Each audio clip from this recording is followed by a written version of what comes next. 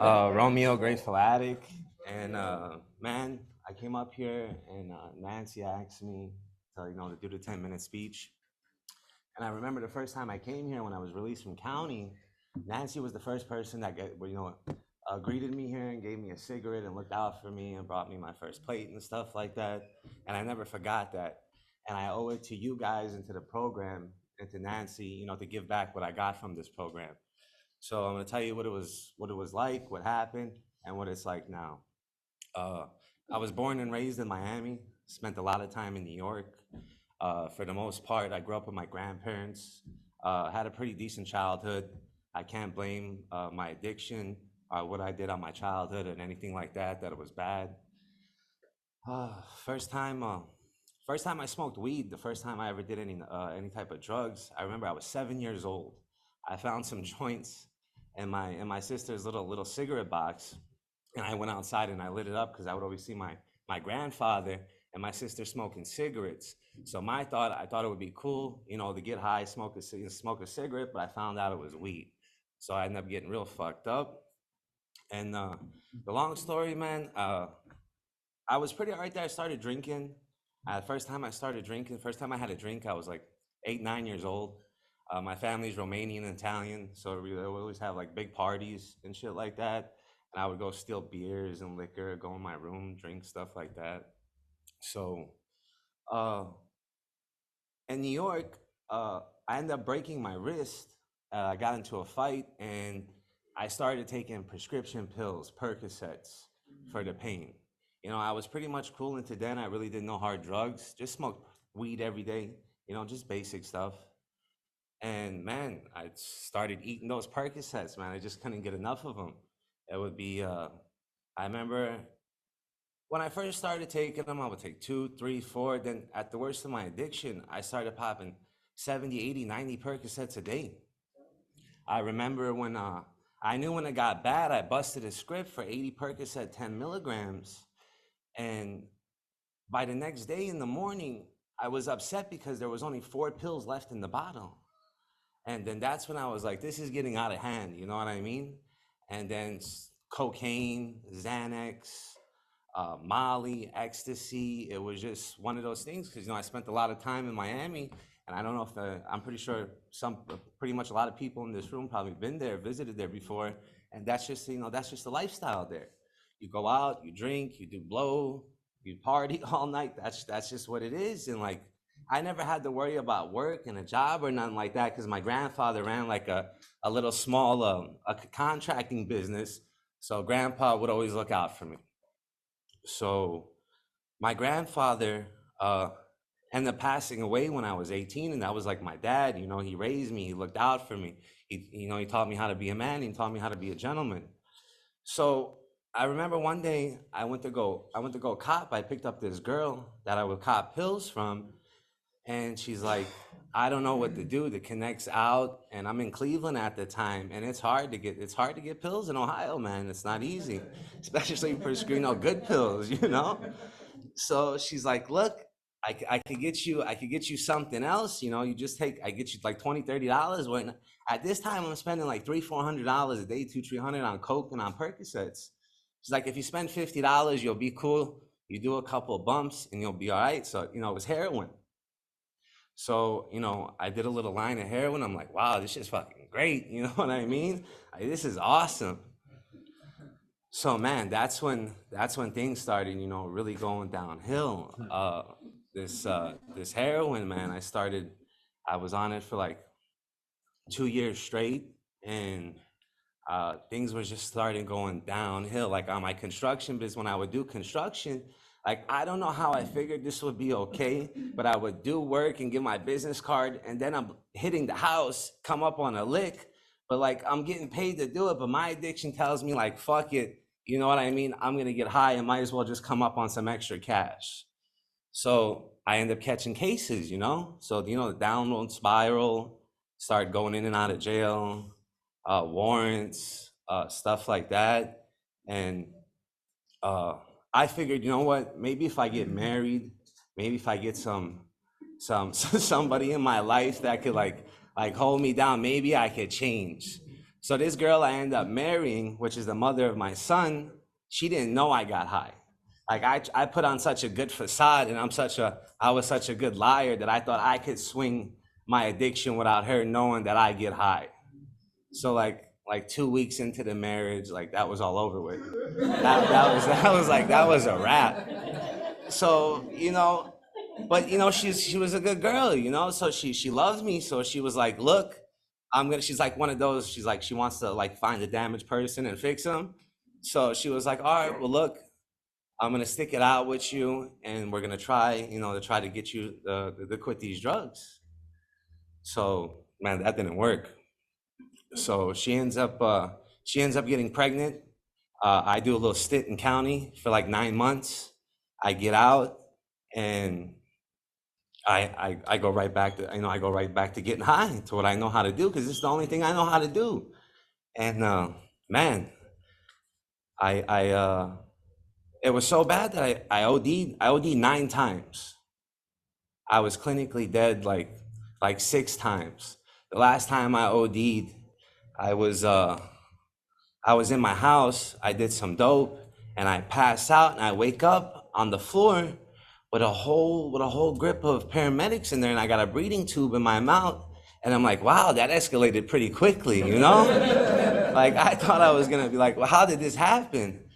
And so I get took to the hospital, and while I'm on the hospital, they keep hitting me with this fucking Narcan, and I'm like, damn, like I don't know if you guys ever been hit with Narcan, but man, it's messed up, So I'm in the hospital, and while I'm in the hospital, I still got a grip of Xanax on me and dope. They just got done hitting me with Narcan, and I'm eating Xanax. Like, I don't know why that, like, how did I figure like that, a rationalization that, because that's what addicts do. I'm like, I'll be all right. So I go in the bathroom, and I do some more dope, and I end up ODing again in the hospital. And they hit me with Narcan, and I'm like, what the fuck? I started tripping out. I'm like, stop hitting me with fucking Narcan. She's like, you keep ODing. I'm like, you're fucking my high up. So, man, it was rough. So, my girl ends up getting pregnant. I do another stint in county for like 8 months. I come out. My girl's pregnant now, and I'm on papers, and I'm looking at like 3-4 years. So I try to stay clean. What I would do is I had to drop every week. I would get high Wednesday, Tuesday, Thursday, Friday, Saturday, Sunday, Monday, get clean out and go drop. And then as soon as I would leave drop and seeing my PO, I would get high again, and that would be my routine. And that that was all right for a little bit, but then I end up coming up dirty. So my girl's 8 months pregnant. I'm like, I gotta go do these couple years, and I'm like fuck this shit. Like I won't do it. Like I'm not gonna let my son grow up without a father like I did.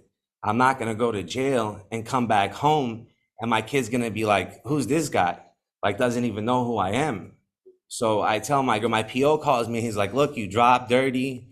You're gonna have to probably go do your time. I'm just letting you know, get your affairs in order before you come see me today, because you're gonna get locked up. I'm like, you should have never called me and told me that. I tell my girl, like, look, pack up everything you can in the truck, and we're going to New York. So that's what we end up doing. I leave 3 hours later. By the next day, I was in New York. I got a lot of family out there. So when my kid was born, something inside of me changed. Like I looked at my son, and I don't know what it was, like everything, that the love that I lacked all my life, and not having my mom and my dad around a lot, like it was like God gave that all back to me. It was like he gave me an angel to take care of and to raise. And I fell in love with that kid, and I'm like, man, I gotta get my shit together, because I can't do it for me. I owe this kid an obligation, a responsibility as a father to take care of him. So, but now I got a warrant for my arrest, and I'm paranoid. I don't leave the house. I don't go nowhere. I know anything that's gonna happen, they're gonna take me away from my son, and I'm gonna have to go do this time, get extradited, all this bullshit, And I ain't got no help. It's just me and my girl. Because my mom, all the drugs and all the shit I was doing, she no one's fucking with me, and that's just what it is.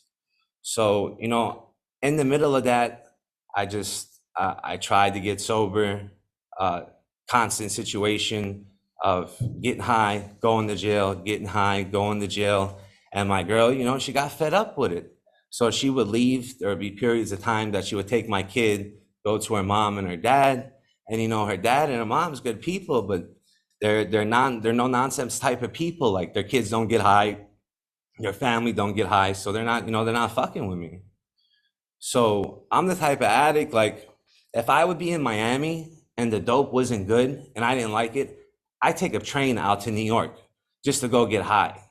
Because I know there's a connect up there with China White, that's my boy, and I could get loaded. That's the type of person I was. I didn't have no shame in my game when I was getting high. I didn't give a fuck. I didn't care about my own life. Like, what made people think I would care about their life and what they had going on? And that's just the lows we come to.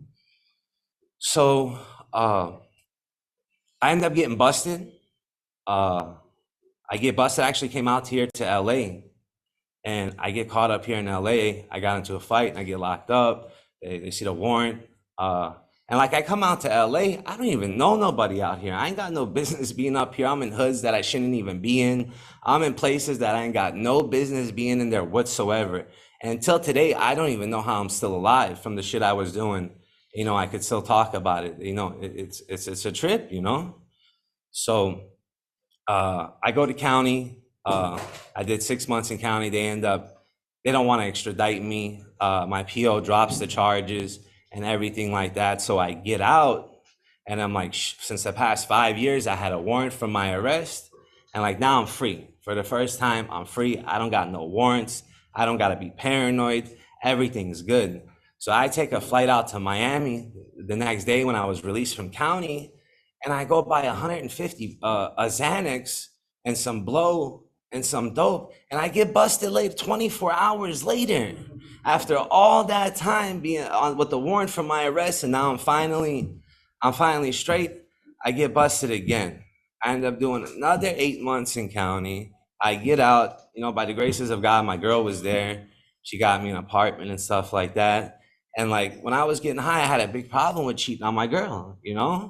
So she got sick and tired of it, and she kept leaving me and shit like that. And it would be these times that I would try to put on this facade in front of my family, in front of my friends, like I'm not an addict. But the toll of doing drugs, everybody could relate to it. It starts to show. Even your shit together, even if you're doing well. I was 160 pounds. I'm 250 pounds now.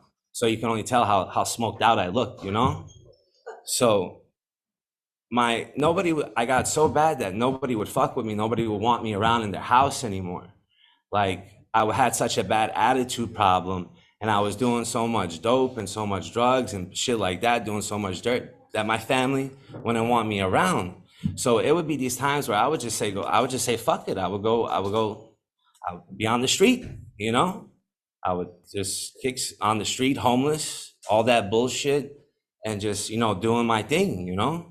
There would, fuck, crack. First time I smoked crack, I remember I smoked crack for 18 days straight, nonstop. I swear that's all I did, was just smoke for 18 days straight.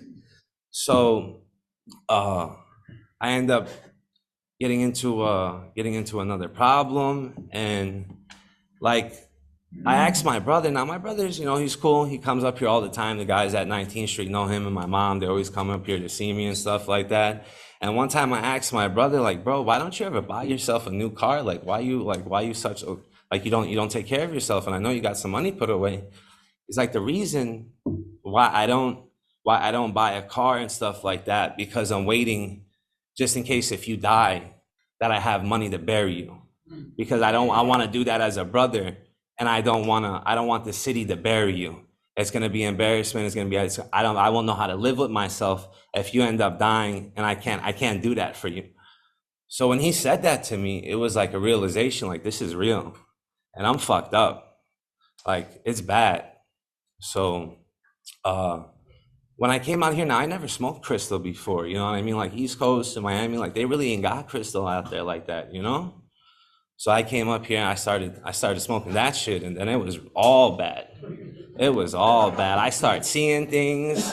There's helicopters chasing me. There's a gang squad out there. Everybody's chasing me, but there ain't nobody around. So I catch another case. I end up doing 7 months in county. And when I'm in county, man, I'm like, this is crazy, you know? I'm in a city that I don't even know. I'm looking at 3 years upstate. So they wanted to give me the 3 years, and I try to get a program. So I end up getting this program, and the first day of me getting out, I'm like, fuck it, I'm gonna run. Like, I'm not gonna stay here and do the program and nothing like that. I'm gonna leave. So when I got here to 14th Street and I seen Nancy greeted me. And, you know, after 7 months of being in county, you know how it is, like, there's no love in there. So I started to see, and I said to myself, if she's a representation of what this place is like, I might as well stay and try to make it work. Maybe there's something I could get from this program that I haven't got, because I've seen everybody that's ex-addicts and everybody is doing well. You know what I mean? I want what they got. There's a glow on their face. There's something about them that I don't have another good one in me. I'm 29 years old. I can't keep on fucking up, you know? Like, I gotta try to stay and make it work, because I don't got nothing else for me, you know? There's nowhere else to run. Like, it's over with. So, you know, I stay, I'm on, you know, but thankfully the guys at 19th Street, you know, we're like a family up there, our peers, everybody's cool. And still, like, I wanted to run my own program. I would get caught with my cell phone all the time. I don't want to listen to nobody. Like, every time somebody gets on me, like, I snap. So I said to myself, you know what, man, I got to try to really, really get something for this. And now I start putting in the work. I start doing these letters. And like the first time when I came, I'm like, these letters are bullshit. Like, I don't want to do none of this. This is crazy. Like, these people are a cult. Like, what's going on here? Like, nah. But then after I do the letters, I start to realize, like, you know, it helps. It really does help. And, you know, I'm sitting here today, and man, I'm grateful to be here. And the experience I had from here changed my life. It really helped me. You know, I graduate Tuesday, and, you know,